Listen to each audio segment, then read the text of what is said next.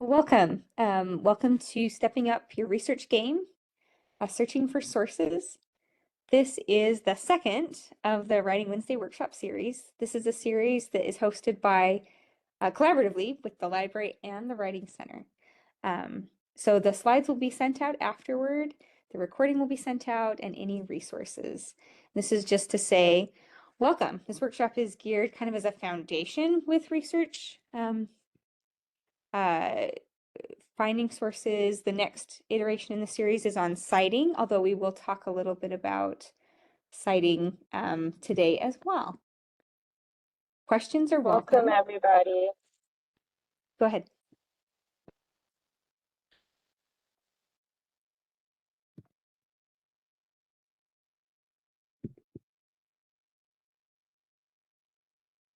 Did you want me to introduce myself first? Yeah, just 1 second. Yes, absolutely. So questions are welcome. You can put any questions you have in the chat.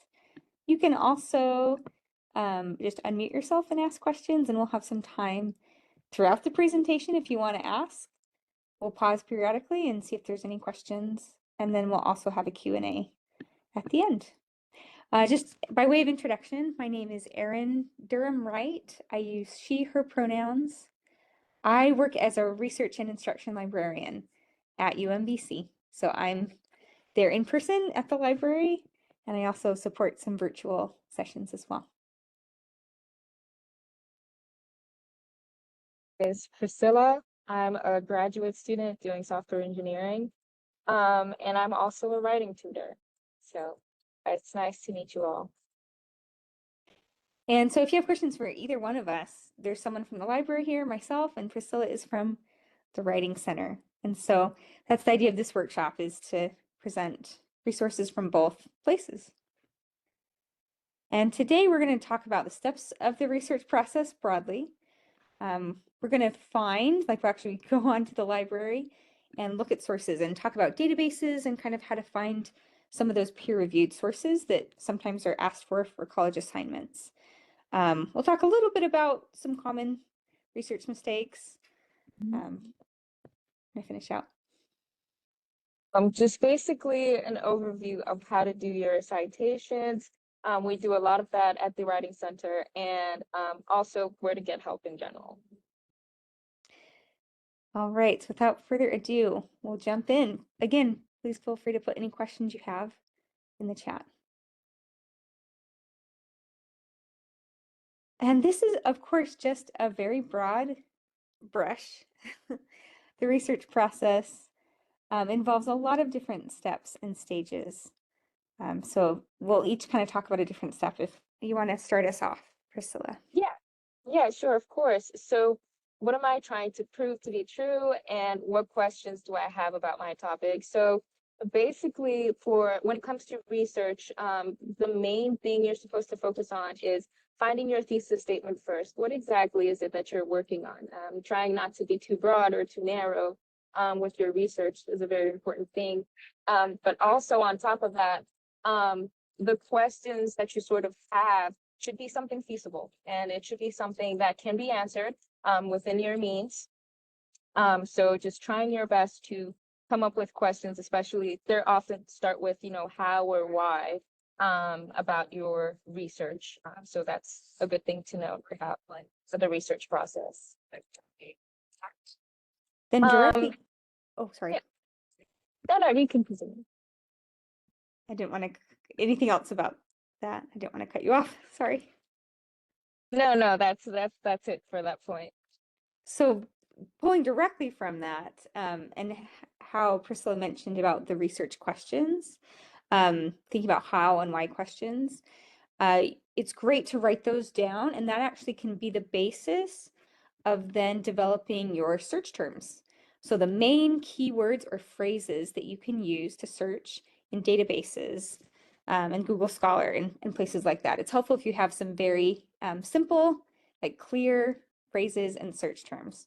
So as an example, let's say that you were working on a paper generally about artificial intelligence, but your specific paper topic was on the ethical implications of using artificial intelligence in facial recognition software.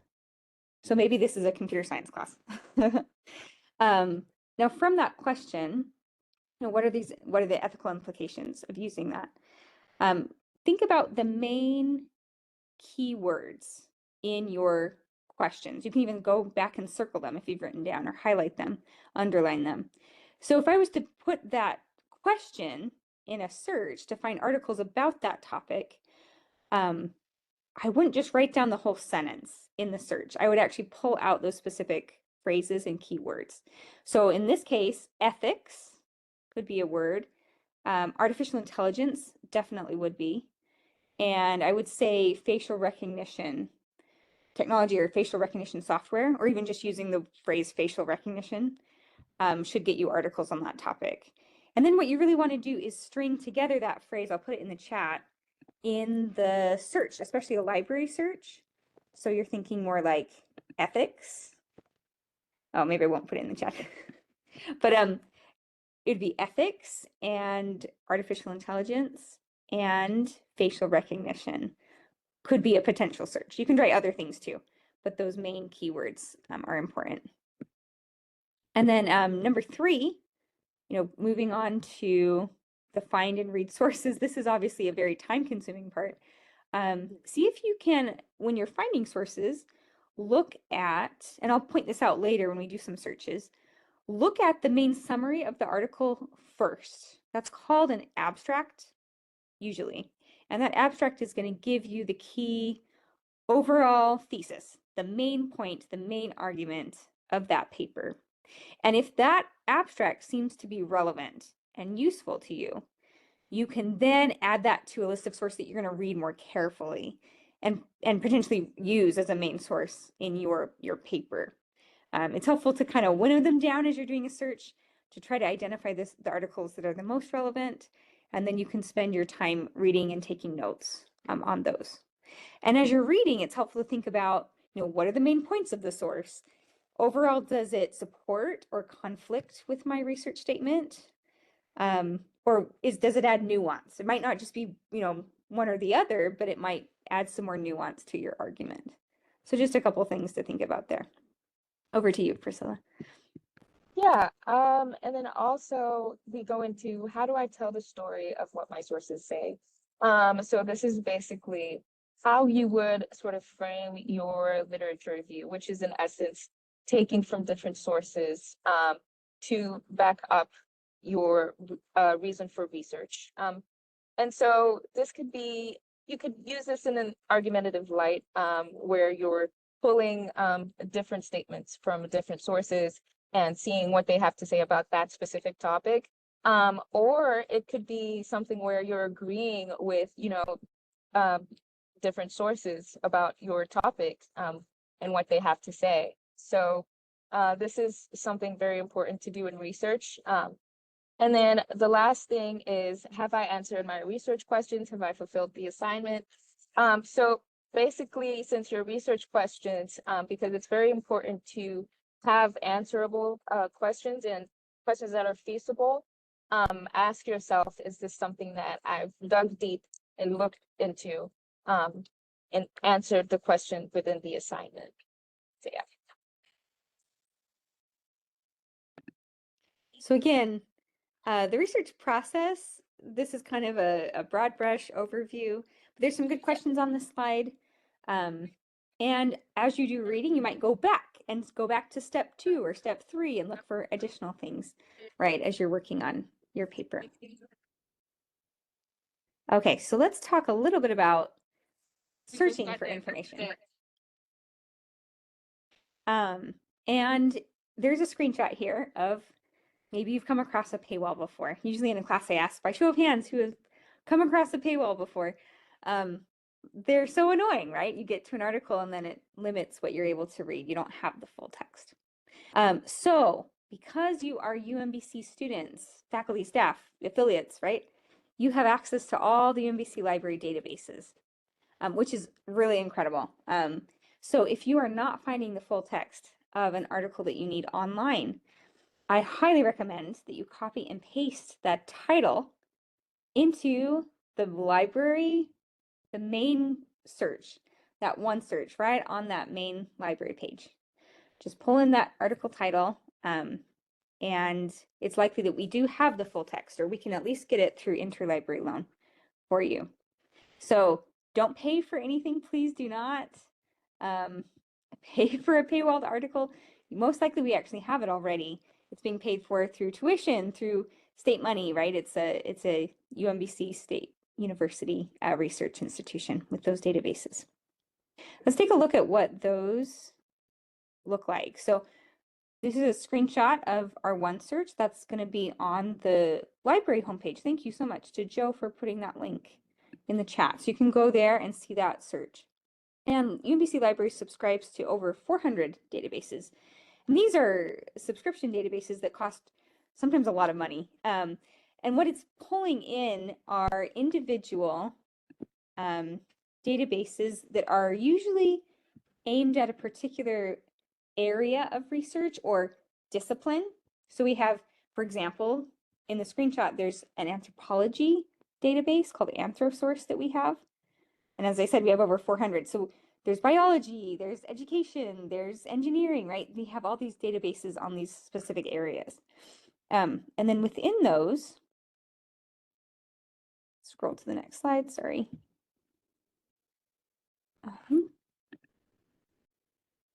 There we go. Are specific journals. And in these journals, they have academic journal articles. So what you're really doing when you do a AOK OneSearch is you are pulling in from all those different databases. You're pulling in from all those journals and all those journal articles. So you have access to hundreds of thousands of articles when you're doing that OneSearch. So sometimes the question comes up, what is the difference between databases, journals, and articles? And I'll show an example in a second. Basically, a database is a collection, right? It requires a subscription, and it's a searchable platform. It allows you to then find journals, and these are usually bound volumes. They used to be sent out in the mail, and the library would put them all together. And in those journals, it's like a magazine, essentially, right? And a magazine of academic articles. They would have several, those journals would have several academic research articles. And now they just come online, right? You just see them in the online search. And then the articles themselves are usually what we use when we're citing sources, right? We're citing a specific article that was written by an author on a given topic. So it's a standalone piece. It's usually what we're accessing when we're looking at an article. I want to show an example of this. So I'm going to open up the library website. This is the link that Joe provided in the chat. And there you see the AOK OneSearch on the main page. Let me know if you're not seeing that on the screen. Let's do that search I mentioned before. So again, you want to think of your keywords, ethics and artificial intelligence. And let's see, we did facial recognition. You can try that. You can also put individual phrases in quotes, just so that it searches it as a phrase and not the separate words. So we'll do a search there. And I highly recommend signing in. Always, always, always. If you see that yellow banner, sign in, because that will give you access to full text. Again, the idea that you're going through this subscription database, it costs money. Think of it as a super fancy college academic research Netflix account that you don't have to pay for directly. You are paying for it essentially with tuition and everything else. So here we go. These are our results. And the default is going to be an everything search. It's going to include books, ebooks, articles. You can see right away we have some articles listed here. If we keep going down, potentially there could be books or ebooks, although a lot of articles on this topic, I think because they're probably more, they're published more frequently, right? So articles come out very frequently. All right, let's do look at an article here.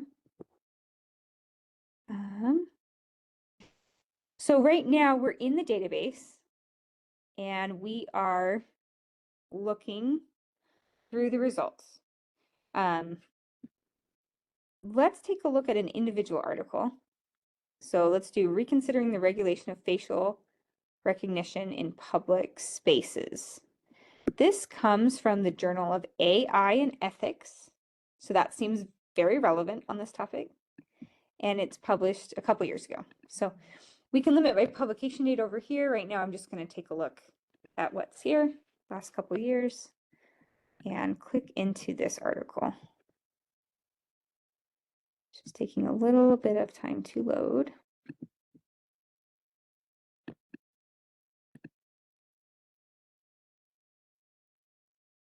Okay, and so we have the article here.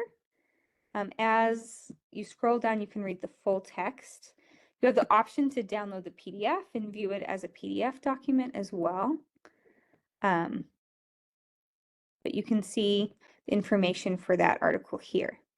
Now, that's the article level. We've talked about the database level and the article level. That's usually what you're using for a paper, right? You're gonna do a bunch of research and find articles on your topic. However, the journal, it can be helpful to know where journal it came from. This is from the Journal of AI Ethics. I'm going to click on that to link to the actual journal. Let's see.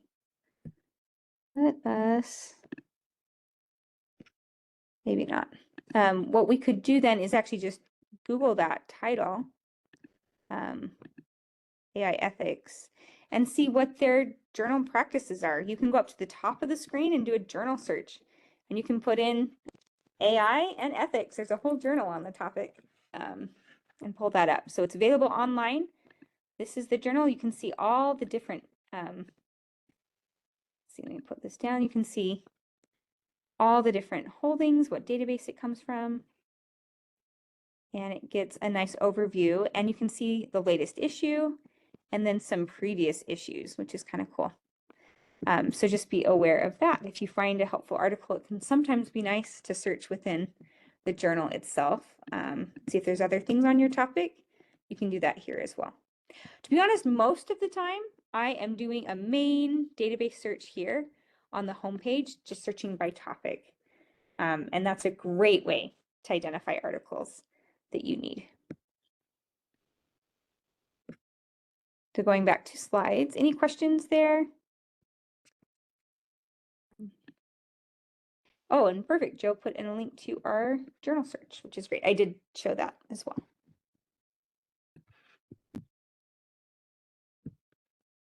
Okay, we've talked about the AOK OneSearch. The reason why we do a lot of searching on the library is because it's giving you access to those subscription databases. Other common search platforms like Google Scholar, I use both AOK OneSearch and Google Scholar. One thing to note, yeah, go ahead. Oh, let's see, if you are unmuted, maybe just try muting yourself. Yeah, sorry, going back. So another popular platform that's helpful for academics is Google Scholar. And this also will have academic research. One thing to note is if you're on campus, Google Scholar is going to pick up the location and of the IP address. And it's actually going to give you access to the library full text through our database subscriptions. Because a lot of academic research is blocked by a paywall because you have to pay for it. And Google Scholar, if you're off campus, won't necessarily recognize that. So it's always helpful to set up your profile with your UMBC email. I can actually show that really quick. So if you're on Google Scholar, just click on your profile and add your institutional affiliation. That way, when you do a search on Google Scholar, I'll do a quick search here.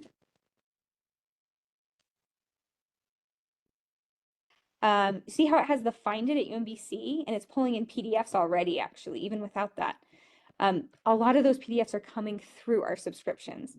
So just be aware of that. The journal articles usually are quite expensive and they come through those databases, wherever you're accessing them, Google Scholar or the library.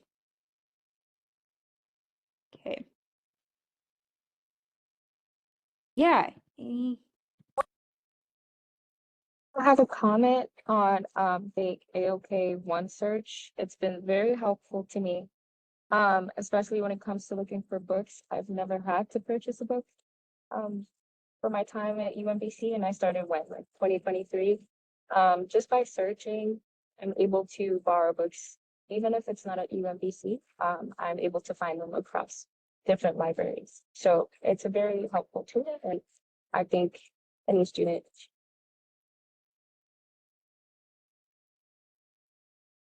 That's always heartening to hear. And you mentioned that whether it's at UMBC or another library, so that's something I'll show in our next demonstration is how to request from a different library, because that can be helpful as well.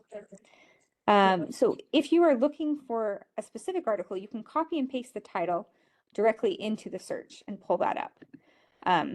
You would start on this page and then click search, and then continue your search from there. Now, if you have just a general topic, like we did with the facial recognition, it's going to pull in from all our different databases, and it's going to allow you to look through the results. The results are going to have a mix of books, ebooks, and journal articles, as well as media. There's some images, video results that come in sometimes as well, depending on the topic. So let's take a quick search.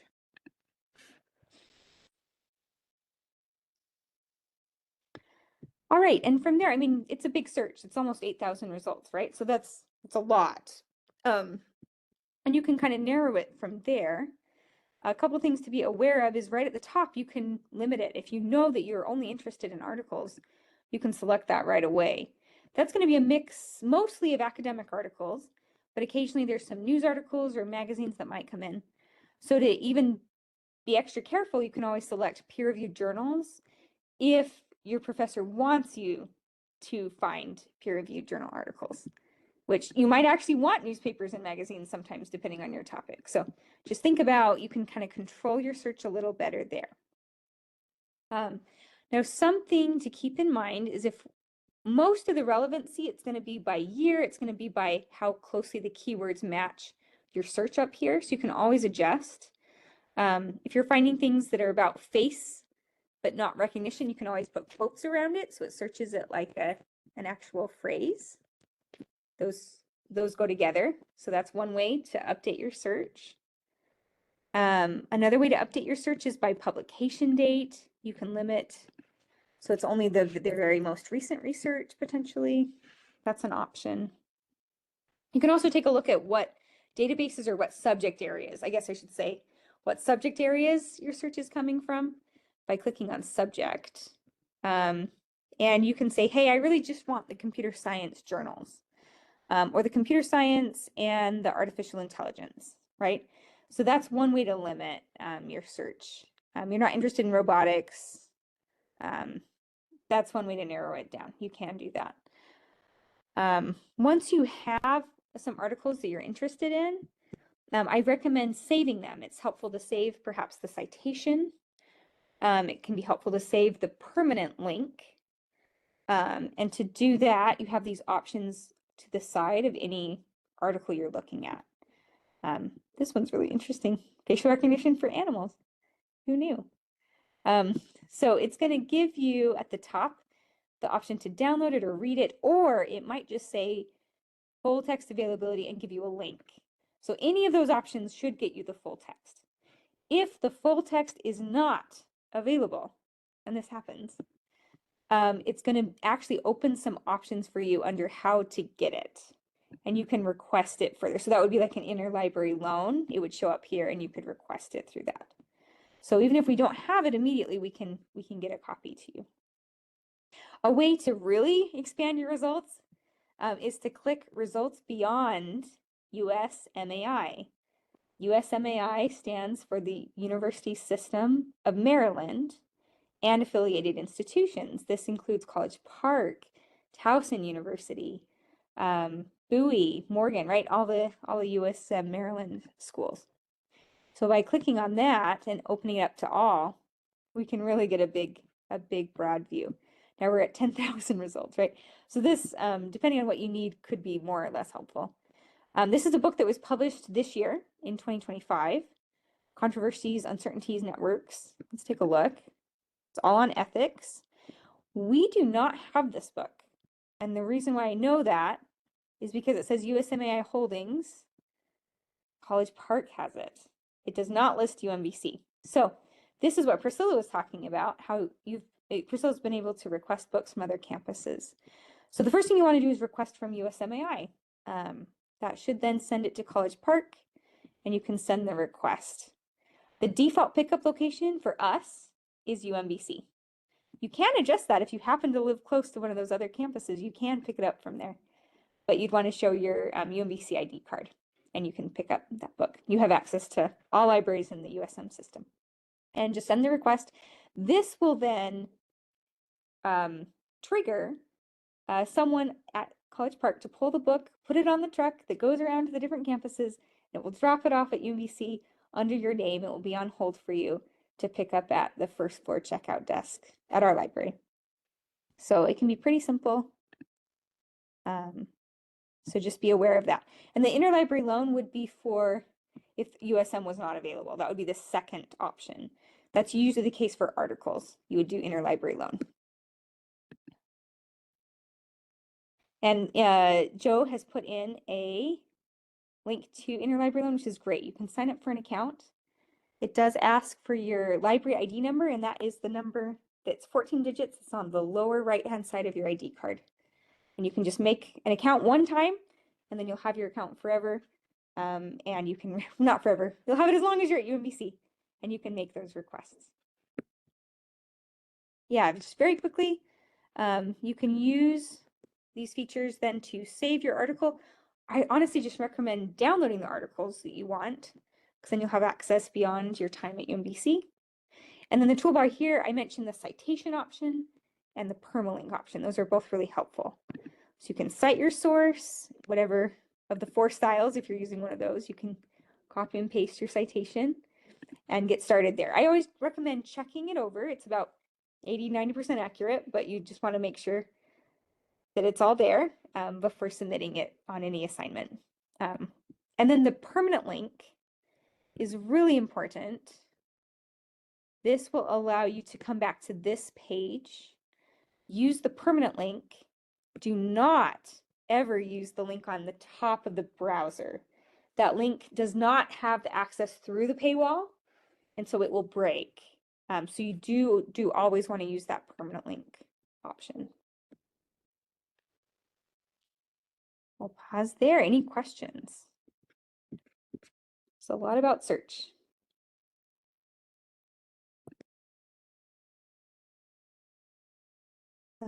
Let's see. I really would say the most important thing is to remember to sign in, because that will give you access to the full text and the ability to request. That won't show up if you're not signed in. And on the arrow in the slide, there's that little sign in. Once you've signed in, you'll see your name there. You can click on that and it will open up your account. You can see what you've checked out. You can see if you have any fines, although we're trying to get rid of fines. But if anyone's requested a hold or anything, that's where you can look at your library account.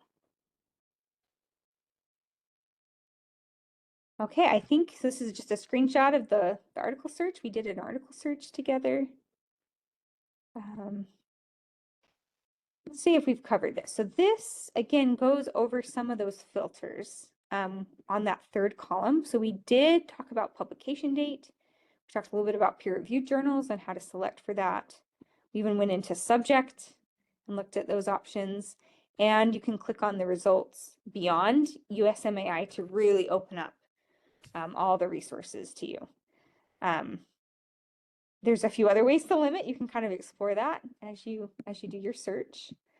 You can lock in your filters by clicking the little lock icon. It will be on the top of that column on the far left of the page.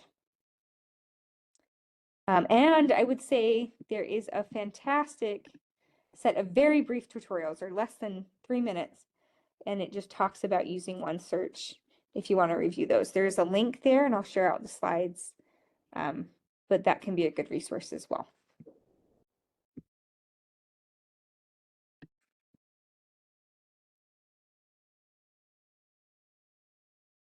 Okay, so I'll pause.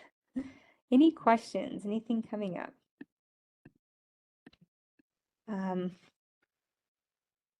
Just briefly, there are a few options of saving your search history or saving articles like in a folder system. If anyone is interested in that, it's kind of a power user. If you're on the library, you can see this little pin icon. If you click on the top, the save inquiry, as long as you're signed in, you can see my name there. It's going to save your whole search. So your entire search, right? So that could be something you want, or in this case, that's a lot of articles. So I don't really necessarily want that. I want the individual articles that I find helpful. So I'm going to go through and select the ones that I actually want to look at further. Let's say a couple of these, and then I'll go up to the top and click this little thumbtack icon. And that will allow me to add to my favorites. I can create a new folder, essentially, or I can add it to one that I already have. And I can title it, so facial recognition. And then that will just live in my folder system. To access that, it would be at the top. You can click there. Again, I've signed in. I saved my whole search. Save searches there. That was the last search I just saved today. Search history, it's going to save everything I've done. So that's kind of cool. And then the records I saved 3 or 4 today. These 3 right here. So that is just something to be aware of as well. A nice feature. And we'll go back to slides. Again, put anything in the chat if you have questions. Okay, moving on.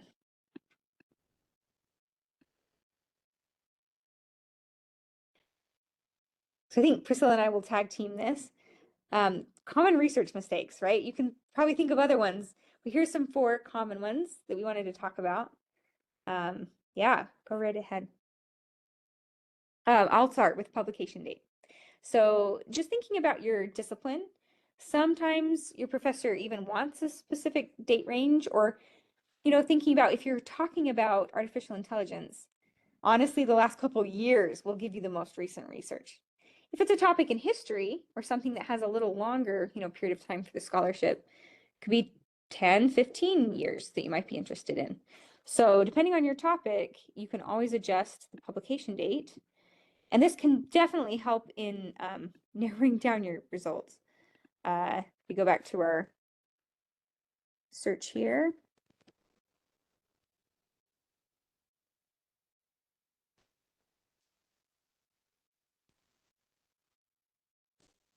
So you can see I'm filling out artificial intelligence. You could also try AI and just see if different results come up using the acronym. And let's say that I want to check the publication date. The default is anything we have with those terms. So obviously I don't want articles from 1801 on this topic. So I can just give the last couple of years on this topic. And that's a way to limit your results. That actually cut them in half. So that can be helpful.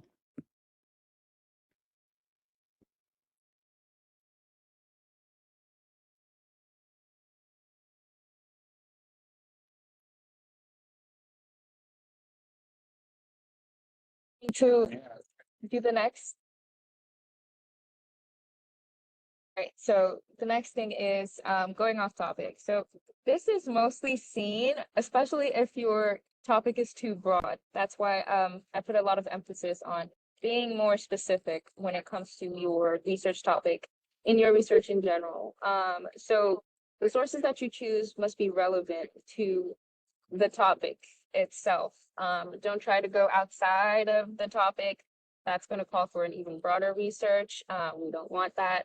And then do not deviate with, or focus on unnecessary things. Try to be concise and straightforward, because that's what we're looking for.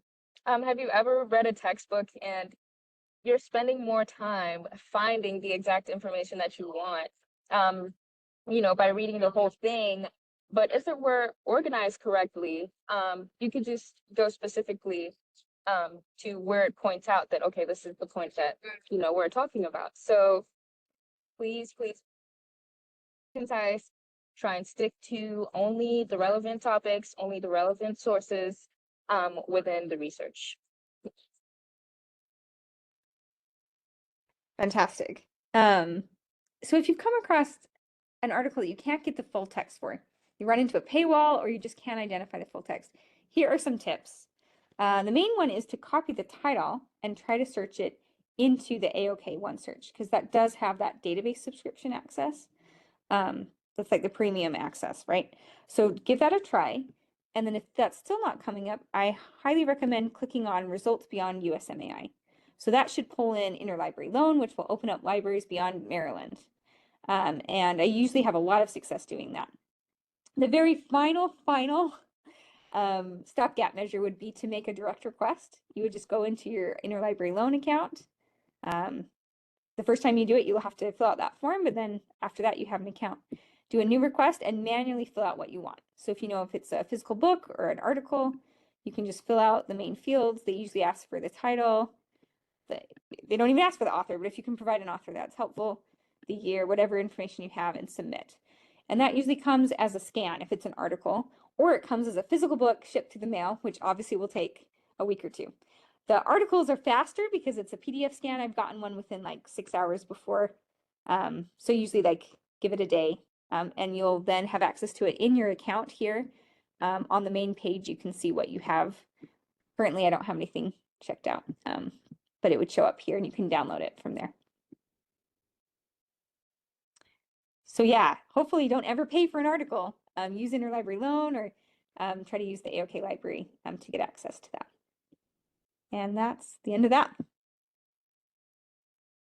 And we talk about when and how to cite. So when it comes to citations, this looks different, especially from different professors, their requirements. Some people want to use Chicago style format, APA, MLA, just to name those, just to name a few.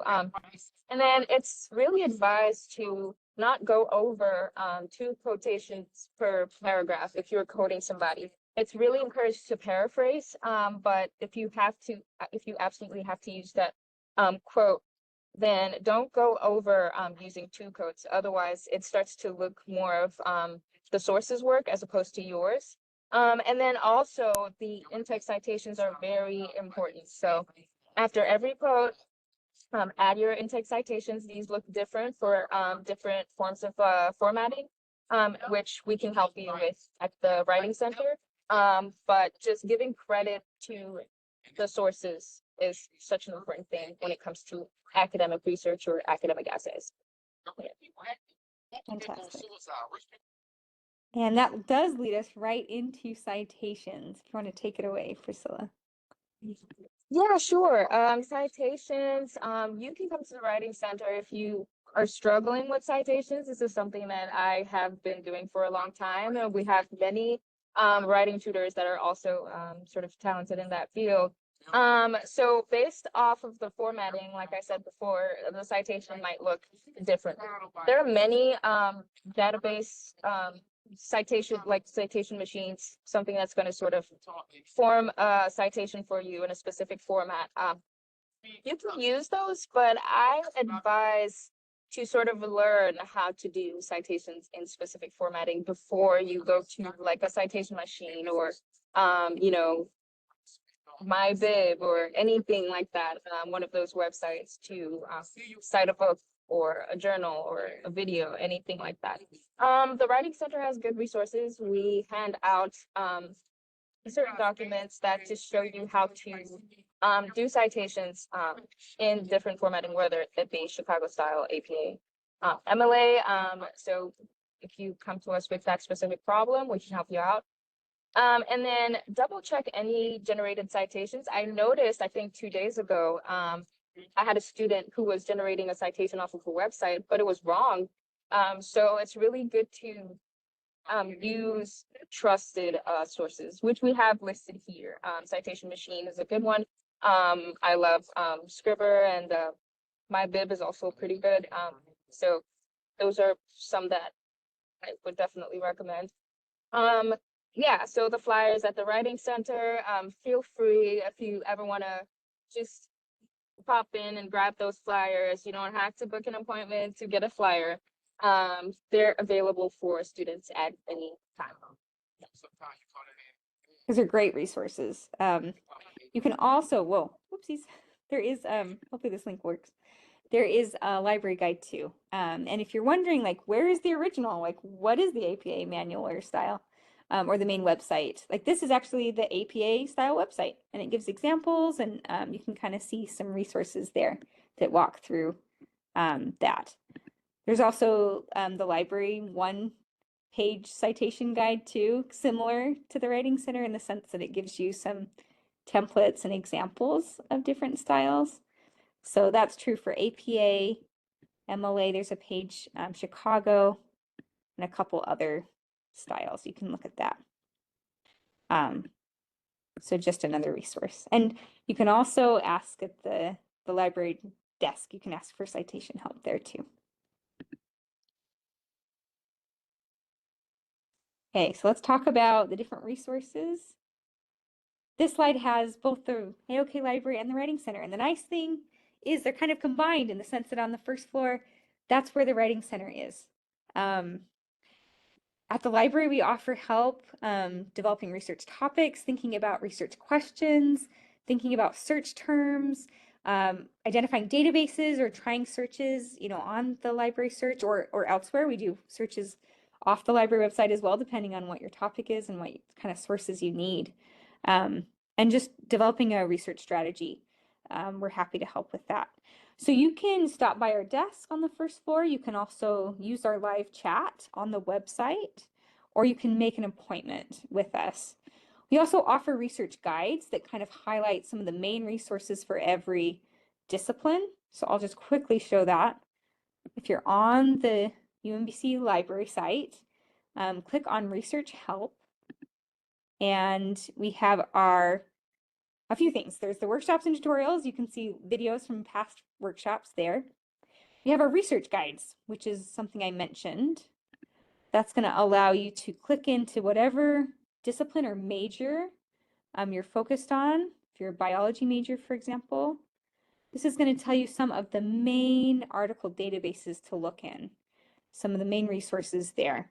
And there's a librarian for every major. So you can reach out with specific questions, email, you can make an appointment, schedule appointment, or you can look at the library website again under make a research appointment and schedule that. Under your discipline, you can schedule the link there. It's pretty easy that way.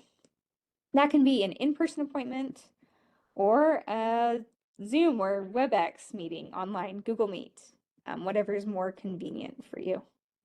And finally, there is the chat that I want to mention. So I kind of have clicked around the chat, but there is a little pop-up, this little banner here that you can use, and that is a live chat with a real person, not a robot, 10 a.m. through 5 p.m. Monday through Friday, soon to be 9 a.m. to 6 p.m. So feel free to use any of the chat questions there. We'll get an email after hours if you chat us, and we'll respond the next day. So I hand it over to the Writing Center. Okay, so here we have a picture of two students at the Writing Center. I know these guys, one of them was actually a tutor. But yeah, so basically we're dedicated to helping you guys with your writing needs. We're not particularly helping you with your assignment. We're helping you with sort of your writing or grammar or punctuation or your thesis statement, topic sentences, just things that have to do with writing in general. I know sometimes people have it confused. Maybe some people might think we do assignments for them, but that's not the case. We're strictly for writing. And another thing to note is that our appointments typically last about 30 minutes to 45 minutes. It can even be an hour. Usually it's an hour. We do 45 minutes just because within the 15 minutes, we like to do session notes that are either sent to you or you and your professor. So that's something pretty important too. But basically, we have a website. I'll just paste it right here in the chat. If you go to the Academic Success Center, you will be able to see, to choose the option to book with the Writing Center. And in the next slide over here, I'm just going to show you the TrackCloud page. Okay, you're on the site. Yeah, so just a second. Would you want the screenshot slide or do you want the site or both? We can do whatever is helpful. No, this slide is fine. This slide is fine. Once you do go to Track Cloud, but this is the first picture right here that it's gonna show you is basically welcome student. And here it has an option to book at the Writing Center, and on the right side you have the option to book any other subject of choice. So you're sort of prompted to put in the specific subject that you are going to be focusing on, and then the date and time that you would rather choose. And then not only that, but we also have yeah, I mean, there's an option to choose the Writing Center, but I mean, it's kind of self-explanatory. So the only thing that I would put emphasis on is uploading a document to your Track Cloud. I know that a lot of students sometimes are not very familiar with this. I tend to let students send documents to my email, but it's very good to keep any sort of form of communication on Track Cloud as well. So you could just go to here where it says documents and add a new document. And then you get to choose your file. It's going to sort of open up a tab that, you know, shows all the files within your computer, and you can choose the document that you're wanting to upload. It's highly advised to not only upload the document, but also your rubric from your professor and the assignment in general, just a question being asked. So those are the main important points that I would point out on Track Cloud. And yes.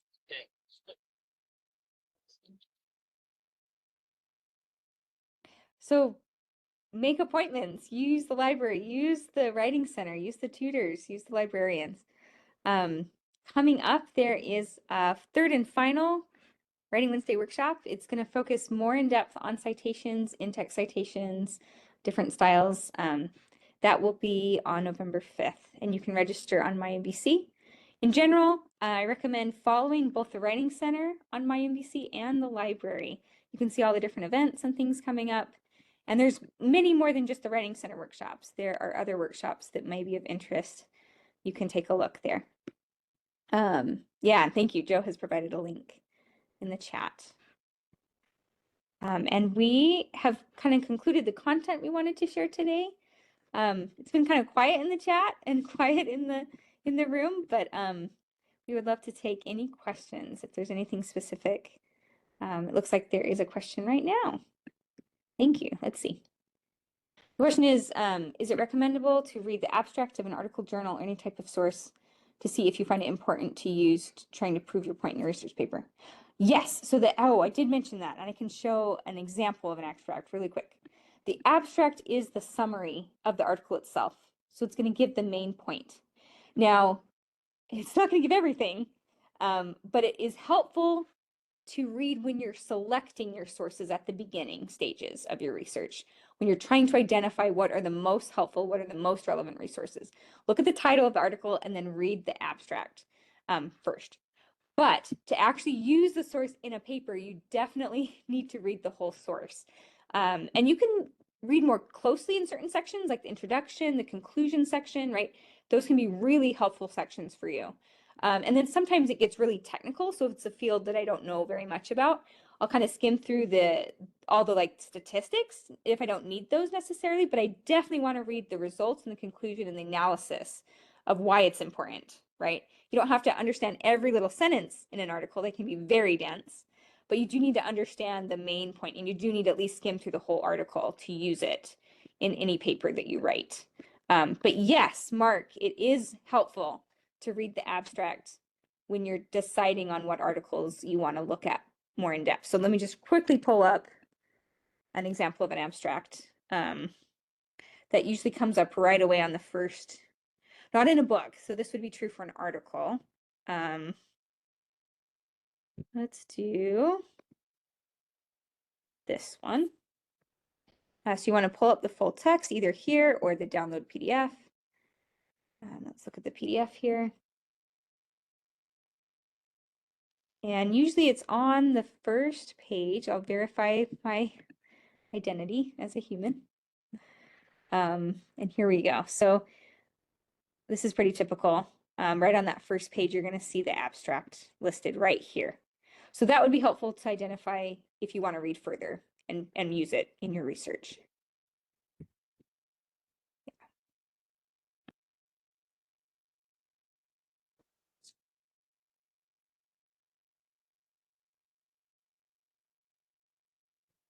Other questions or things that have come up?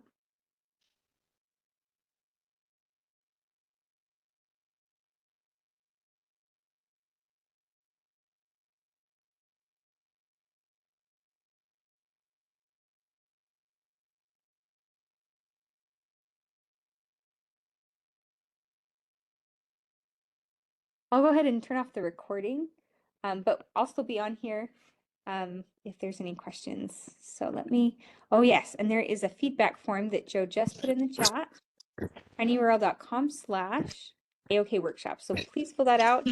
That's helpful for us as we plan workshops in the future to know what was helpful and what we should change. Another thing that's really helpful